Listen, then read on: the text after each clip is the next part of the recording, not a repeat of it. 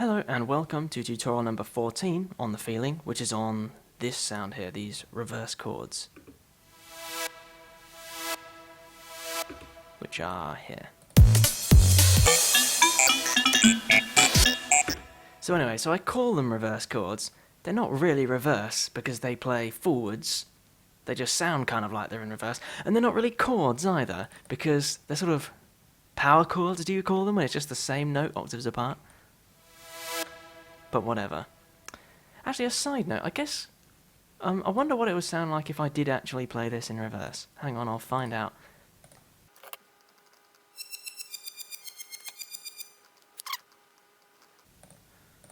Well, they sound like this is the answer.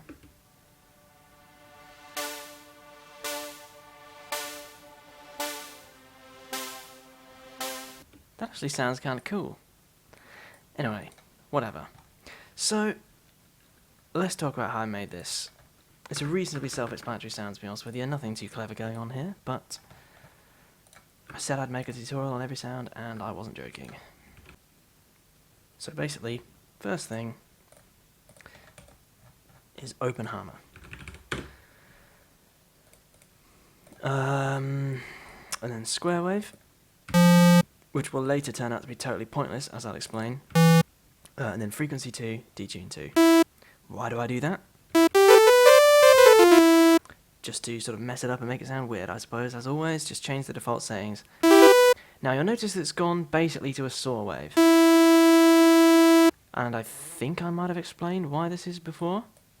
So it looks basically the same, just higher up in pitch. So yeah, so here's a saw wave at 2 times. Here's a square at 2 times divided by 2, detune. Exactly the same. Now, I suppose if you want to know why this is, I think I've explained it before. I'm going to be here forever. Basically, you just notice that a saw wave and a square wave are the default frequency and detune. A square wave is just every other harmonic, and detune effectively squishes it inwards vertically. So basically what ends up happening is that you have harmonics that are twice as far apart, but then you make it half as tall vertically, which just squishes it back to exactly what it was, really. So, saw wave, square wave at detune divided by 2, same difference. And then frequency. So this is completely pointless. But isn't that the name of the game, you know, in glitch hop sound design? Or at least when I do it anyway. So anyway, next I suppose is unison. The maximum unison I could possibly get away with. So maximum voices, max pan, pitch, phase. And then turn pitch down a little bit because it sounds terrible. And that's the unison. Next is harmonic unison pitch. So if you're not already aware of what harmonic unison pitch does, effectively it's just the unison pitch offset amount. So just this pitch slider knob, but on the harmonic, the individual harmonics at varying frequency. That's a horrendous explanation. Let me explain. So basically, the pitch of each harmonic is here on the x-axis, and how different those harmonics are compared to each other in the different unison voices in pitch is on the y-axis. So basically, if I were to do this, really low down harmonics would be pretty much the same pitch across every unison voice, and really high harmonics would be really different in pitch for every unison voice. So which harmonic it is the x-axis, how far apart they are in between unison voices is this axis. So what I settled on was something like this, something about like that. Doesn't make a huge amount of difference, to be honest with you, not in this sound anyway. But so basically what this ends up doing is makes it so that the lower harmonics aren't so far apart in pitch, and the higher harmonics are far apart, because like fancy pants wide stereo stuff definitely works a lot better on higher pitches. So I suppose it allows you to get away with turning the pitch slider up higher with less discordant crap in your ears. Could have turned it up all the way, but never mind. So next is the volume envelope, which is probably the most important and noticeable thing. Turn it on, delete all the points. So it's just loop start. So what happens when you turn on loop start on one of the points is, well, that's what it creates a loop, basically. And you right click another point, make sure it's on loop end. So effectively, this just plays over and over as you hold the note. So you have a repeating envelope. Fair enough. So what I did was, it forces the first and last points to be the same. And this is just so that it loops cleanly, I guess.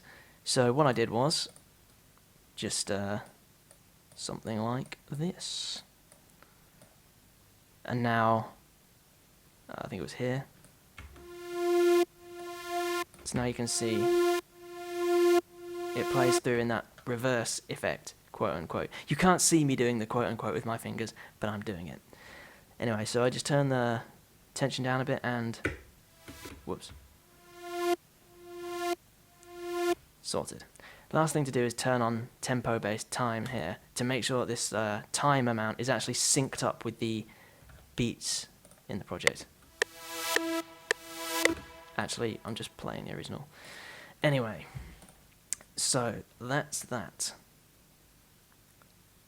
So next is just little things just to spice it up, I suppose, and make it sound nicer, but which aren't tremendously important. So a little bit of vibrato, about like this.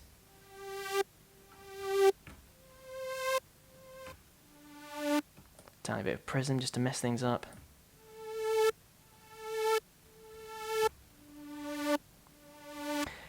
Little pointless showing those keys down there. I should probably disable that, but never mind. And then the harmonizer. So this makes the saw square thing doubly pointless, because at the moment you see it changes depending on whether it's saw or square. But in a moment we'll see that that's totally pointless, because basically the reason being is that it's been turned up 2 times basically. Anyway, so let me show you. So when you turn on the harmonizer, a bit of this. So it's kind of like this. So I'll demonstrate on a default harmonizer actually. So I can turn a square into a saw with the harmonizer. So as I showed you before, a square is just a saw with alternate harmonics removed, basically. So but when you turn on the harmonizer, it duplicates the harmonics and plays them again at a slightly different pitch, which, as you can see here, is 2 times by default. So you can drag it down for a multiplier, or up for an additive. So anyway, so I'll turn this on at max with a square wave, and you can see it's just added harmonics at 2 times all the existing ones. Turn it off, turn it on. So we have a sort of approximation of a saw wave with no harmonizer, I guess. It's not quite the same, but in theory that's what it would be, the same. And so width is kind of like a filter, sort of.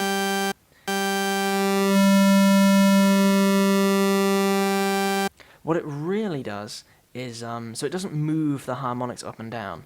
What it does is it sort of changes how far apart from the fundamental they are, if you know what I mean. So it makes higher ones louder, sort of fades them in. So with width all the way down, not a lot happens. With width all the way up, ones that are higher up are allowed to be louder. Anyway, so that'll do. So as you can see, basically what I'm doing is taking a wave with all the opposite harmonics removed and then just adding them straight back in with the harmonizer, but at 47% specifically for some reason, not all the way back in. Which is completely pointless, but well, hey, glitch hop. Anyway, so after the harmonizer, more insane decisions such as full-on maximum setting compression, boosting the low band slightly for some bizarre reason. There is basically no low in this, but let's just boost it anyway. Maybe that was for a reason. So, no idea why the hell I did that. Maybe I changed it for some reason, then forgot to change it back, I don't know. So, as for effects in the mixer, there's a bit of decay and a bit of wet. So, I didn't really change it very much. So, fair enough. Just a bit of reverb. And as for EQ, we used my favourite EQ, EQO. No. Wonderful. Okay, so it's basically just a high pass and turn up the highs a bit. So it seems pretty stupid to put a high pass on there if I'm going to have a compressor boosting the lows. Equally, because I have a subcut channel I'm routing everything to, which has a high pass on it. Why didn't I just route it to there? I don't know. But hey, that's what I did. And then boost the highs slightly just because I like it. It sounds crispy.